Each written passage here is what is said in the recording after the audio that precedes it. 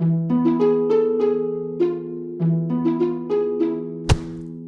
était une fois, dans un lointain pays d'Orient, un charpentier nommé Ali Baba, qui vivait pauvrement avec son épouse.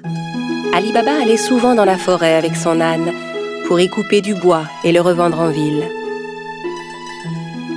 Un jour qu'il était allé chercher du bois dans la forêt comme à l'ordinaire, il entendit un bruit de galop. C'était un groupe de cavaliers qui se dirigeait tout droit vers lui. Et les hommes n'avaient rien d'aimable. Ce sont certainement des voleurs. Je ferais mieux de me cacher. Ali Baba cacha son âne derrière les buissons et grimpa à un arbre. Les hommes arrivèrent et s'arrêtèrent juste sous l'arbre. Ali Baba les compta. Ils étaient 40 exactement.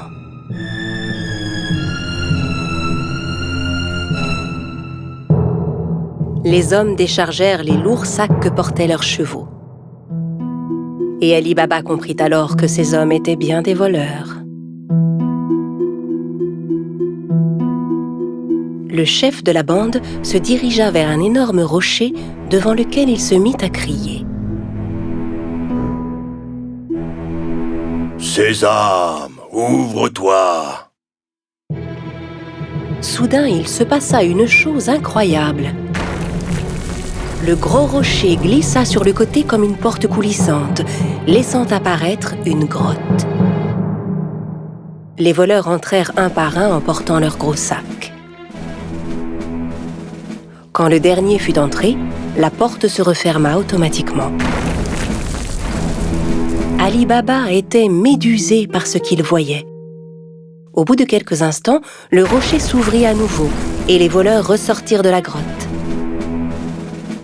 Quand le dernier fut dehors, le chef se tourna vers la porte et ordonna « Sésame, ferme-toi !» Le gros rocher se referma aussitôt et les cavaliers se remirent en selle et s'éloignèrent. Ali Baba descendit de son arbre et s'approcha à son tour du rocher. Il lança les mots qu'il avait entendus. « Sésame, ouvre-toi !» La porte s'ouvrit dans un grand bruit. Ali Baba entra d'un pas hésitant. Il fut ébloui de ce qu'il vit. La grotte était remplie d'or, d'argent, d'étoffes rares, de diamants et de pierres précieuses. Il regarda autour de lui, ramassa 3 sacs et sortit de la grotte. Puis il se retourna vers le rocher et lui adressa les mêmes mots que le chef des voleurs. « Sésame, ferme-toi !» Il chargea les sacs sur le dos de son âne et rentra chez lui. Arrivé à la maison, il montra les sacs à sa femme. Elle n'en croyait pas ses yeux et pensa qu'Ali Baba avait volé les sacs. « Où as-tu trouvé tout cet or ?» Ali Baba lui raconta alors tout ce qui s'était passé. Elle était si heureuse. Ils se mirent ensemble à vider les sacs. « Aide-moi à compter ça.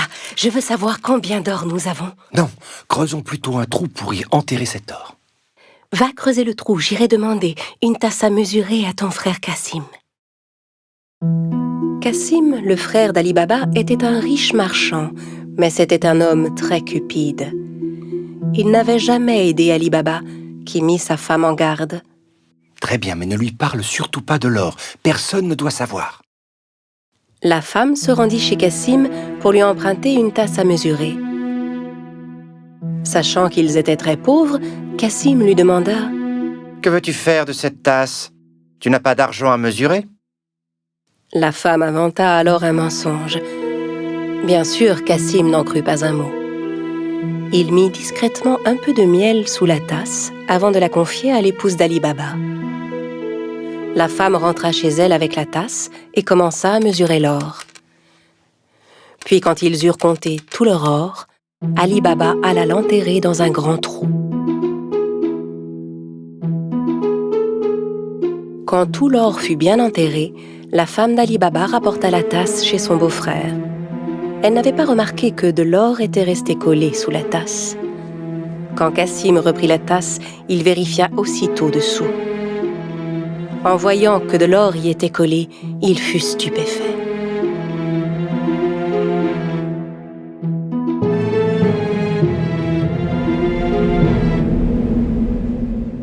Je me demande où Ali Baba a pu trouver cet or. Cassim ne put pas dormir de la nuit. Le lendemain matin, il se leva et se rendit directement chez son frère Ali Baba pour lui montrer l'or collé sous la tasse. Ali Baba, d'où vient cet or?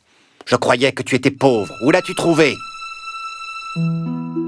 Ali Baba lui raconta tout et le pria de n'en parler à personne d'autre. Si tu ne me dis pas où se trouve cette grotte, je dirai aux voleurs ce que tu as fait. Mais Cassim... Ali Baba savait que Cassim ferait ce qu'il disait. N'ayant pas d'autre choix, il conduisit son frère à la grotte. La grotte est juste derrière ce rocher. Maintenant, allons-nous-en d'ici. Les voleurs ne vont pas tarder à revenir. Ali Baba et Cassim rentrèrent chez eux, mais Cassim ne cessait de penser à la grotte. Il prit 2 chevaux avec lui et retourna à la grotte aussitôt. Arrivé devant l'entrée, il récita les mots qu'Ali Baba lui avait indiqués. « Sésame, ouvre-toi » Le gros rocher se mit à bouger et la grotte s'ouvrit. Cassim n'en croyait pas ses yeux. Il était fasciné par le spectacle qui s'offrait à lui, hypnotisé par tout l'or qui brillait. Le plus vite possible, il commença à remplir les sacs qu'il avait apportés avec tout l'or qu'il pouvait. Quand tous ces sacs furent pleins, il retourna vers la sortie. Mais la porte s'était refermée. Et malheureusement, il avait oublié les mots qu'il fallait dire. Il essaya toutes sortes de formules pour ouvrir la grotte.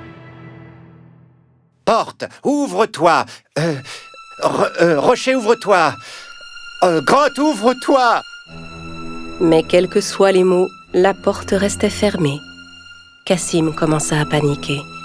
Il chercha une autre porte, mais n'en trouva aucune. Au bout d'un moment, les voleurs revinrent à leur grotte. Quand ils virent les chevaux de Cassim, ils se méfièrent et sortirent leurs épées. « Sésame, ouvre-toi »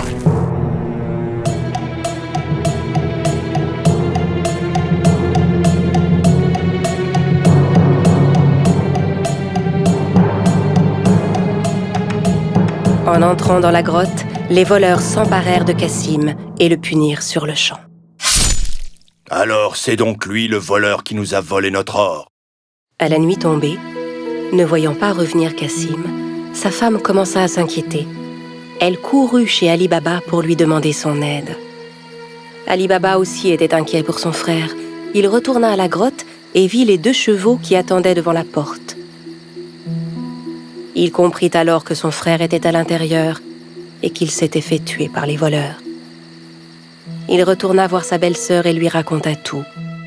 Ensemble, ils décidèrent de n'en parler à personne. Au bout de quelque temps, Ali Baba et son épouse vinrent s'installer dans la maison de Cassim. Ils s'occupaient de son commerce et aidaient à le faire prospérer. Leur fortune ne cessait de croître. Dans le même temps, le chef des voleurs se rendait compte que l'or caché dans sa grotte ne cessait de diminuer de jour en jour. Il ordonna donc à l'un de ses hommes de vérifier s'il ne voyait rien de suspect. « Va en ville, cherche s'il n'y a pas quelqu'un qui serait devenu soudainement riche et dépensier.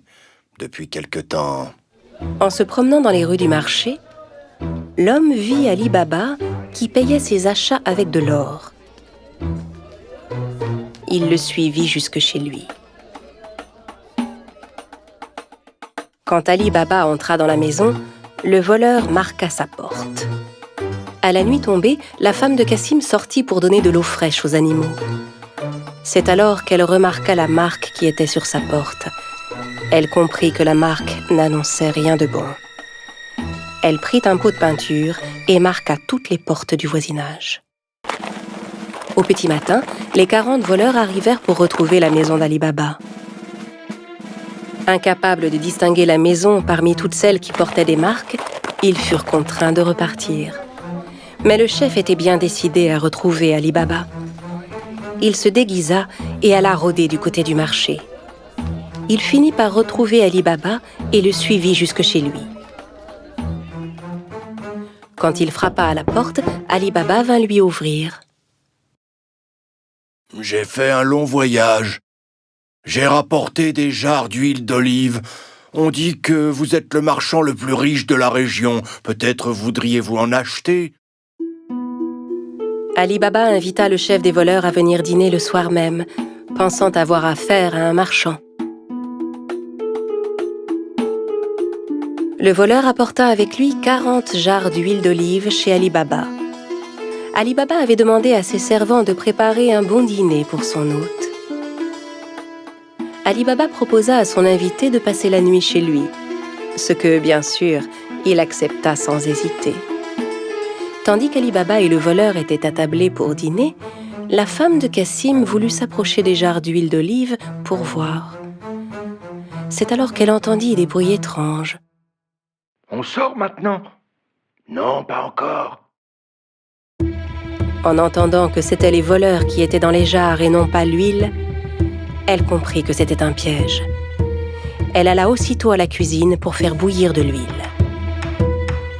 Puis elle revint verser de l'huile bouillante dans chacune des jarres. Les voleurs ébouillantés s'efforçaient de garder le silence.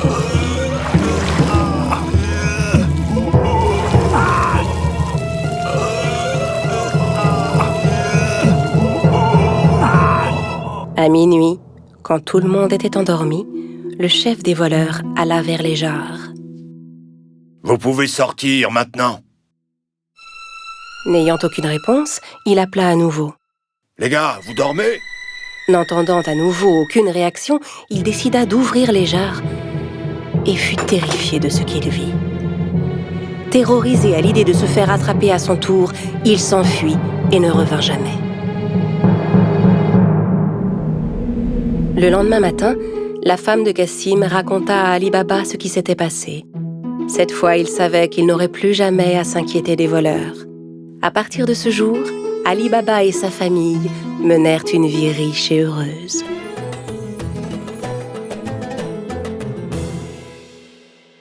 Il était une fois, dans un pays d'Orient, un garçon très pauvre au grand cœur qui s'appelait Aladin.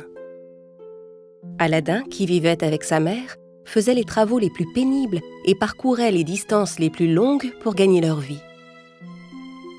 Un jour qu'il était parti loin pour trouver des bananes à vendre au marché, il rencontra un homme, bien habillé, mais qui avait un regard sombre. L'homme lui dit, montrant l'or qu'il avait dans sa main, « Bonjour mon garçon, je suis un vieil ami de tes parents. Aimerais-tu gagner une pièce d'or ?»« Une pièce d'or? Même si je cueillais des bananes jusqu'à la fin de mes jours, je ne gagnerais pas autant. » L'homme demanda à Aladin de descendre par un trou au milieu des rochers un peu plus loin et de suivre ses instructions. Aladin se dit que c'était une tâche assez facile. Ensemble, ils poussèrent le rocher pour faire apparaître le trou. Mince et agile comme il était, Aladin parvint sans peine à se glisser dans le trou. À l'intérieur, il trouva un escalier très étroit qu'il descendit. Arrivé en bas, il vit que la grotte était éclairée par une vieille lampe à huile. Il n'en croyait pas ses yeux. La grotte était remplie de pierres précieuses, d'or et de toutes sortes de trésors. Encore sous le choc, Aladin sursauta en entendant la voix retentir au-dessus de lui. « La lampe, as-tu vu la lampe ? Éteins la lumière et apporte-moi la lampe. » Parmi tous ces trésors et cet or qui s'étendait devant lui, Aladin ne pouvait croire que l'homme ne puisse s'intéresser qu'à cette vieille lampe sans valeur. Aladin commença à avoir peur. Il prit la lampe et commença à remonter l'escalier, mais avant qu'il ait fait quoi que ce soit, l'homme lui cria « Donne-moi cette lampe, vite !» Aladin ne comprenait pas le comportement de cet homme. Il faut d'abord que je sorte d'ici. Si tu ne me donnes pas cette lampe immédiatement, je t'enferme dans cette grotte pour toujours. À ces paroles, Aladin comprit que l'homme ne préparait rien de bon. Non, je veux d'abord sortir d'ici. Très bien, dans ce cas, tu l'auras voulu. Hé, arrêtez! Qu'est-ce que vous faites? Sans se rendre compte qu'il faisait tomber son anneau dans la grotte, l'homme repoussa le rocher devant l'entrée et enferma Aladin à l'intérieur. Aladin vit l'anneau à ses pieds. Il le ramassa, puis le passa à son doigt. À cet instant, il sentit un énorme tremblement. La grotte s'illumina et, dans un gros nuage rose, il vit apparaître une sorte de géant. Aladin regarda le géant effrayé. Vous pouvez souhaiter tout ce que vous voudrez, maître. Mais attention, n'oubliez pas, vous n'avez droit qu'à 3 souhaits, pas un de plus. Je souhaite rentrer chez moi. À vos ordres. En un éclair, Aladin était chez lui.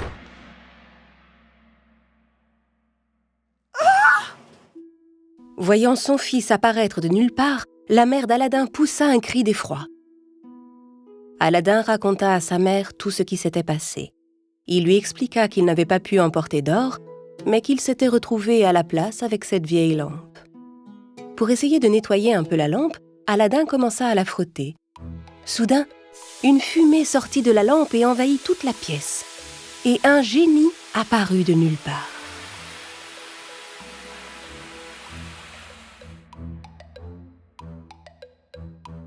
Wouh! Waouh, mon pote! Depuis des siècles que j'étais coincé dans cette lampe, tu m'as enfin délivré, ça fait du bien. Alors vas-y, mon ami, demande-moi tout ce que tu voudras. Pétrifiés d'étonnement, Aladin et sa mère regardaient le génie sans bouger.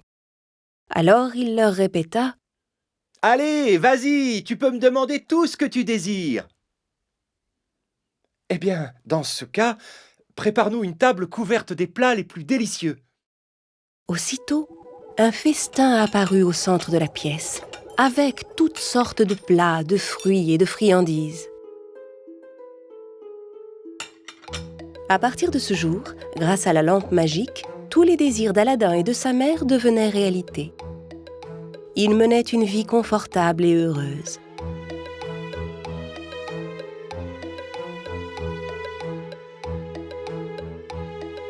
Les années passèrent ainsi, jusqu'au jour où, se rendant au marché, Aladin aperçut la princesse Jasmine. La fille du sultan était portée par ses gardes sur un trône d'argent.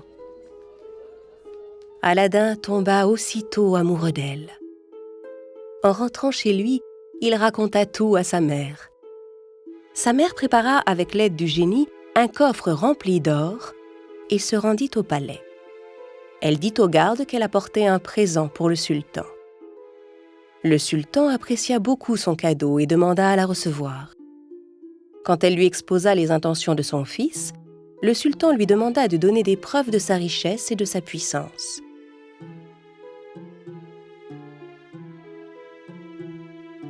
Si votre fils veut obtenir la main de ma fille, dites-lui de m'envoyer 40 serviteurs, portant chacun un coffre rempli des plus belles pierres précieuses, et qu'il soit également suivi de 40 soldats pour les protéger. Devant les exigences du sultan, la mère d'Aladin rentra chez elle déçue. Elle se dit que même le génie ne serait pas capable de satisfaire de tels désirs. Aladin prit la lampe et la frotta plus fort que jamais. Le génie apparut.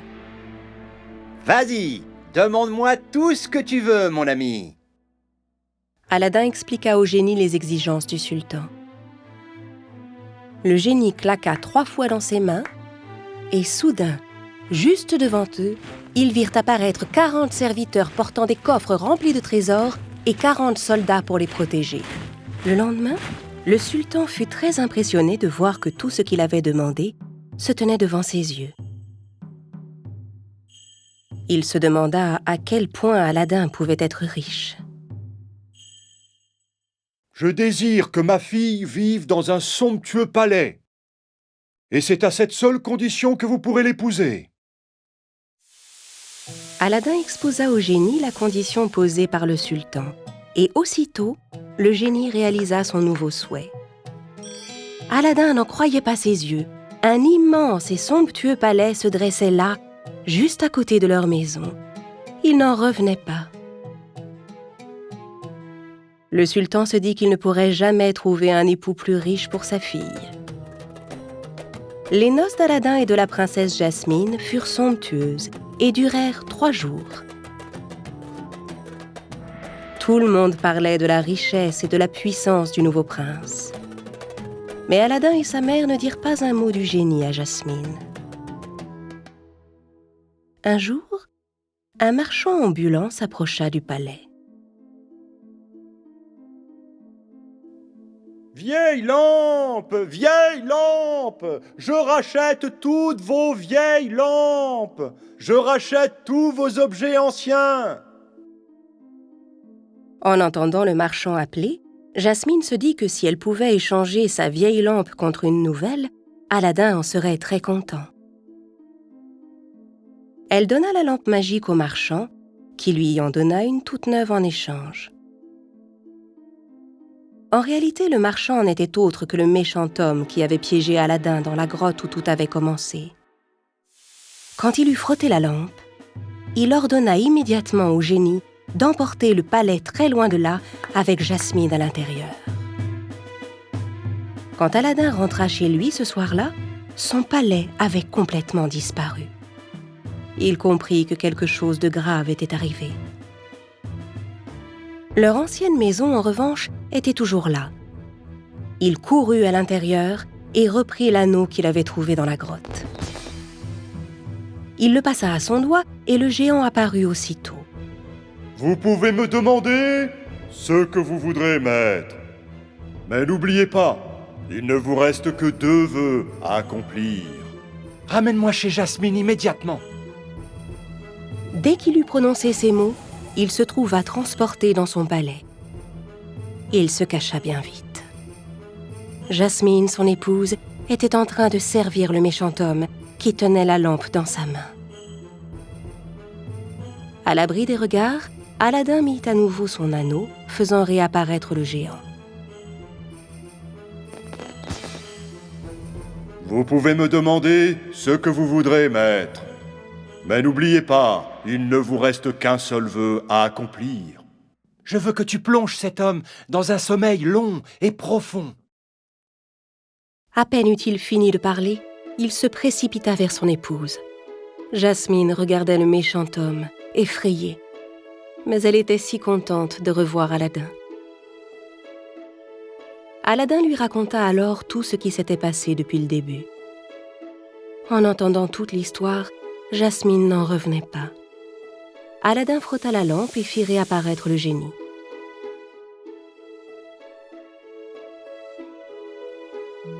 Vas-y, je t'écoute. Demande-moi tout ce que tu veux, mon ami.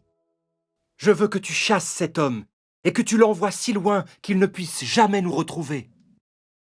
En un éclair, l'homme endormi disparut. Puis Aladin demanda au génie de remettre le palais à sa place initiale. Maintenant, ramène-nous à la maison, avec notre palais. Le palais s'envola dans les airs et alla se poser à l'endroit d'où il venait. Le palais enfin revenu à sa place, Aladin se trouva à nouveau auprès de sa mère. Aladin, sa mère et la princesse vécurent heureux pour toujours.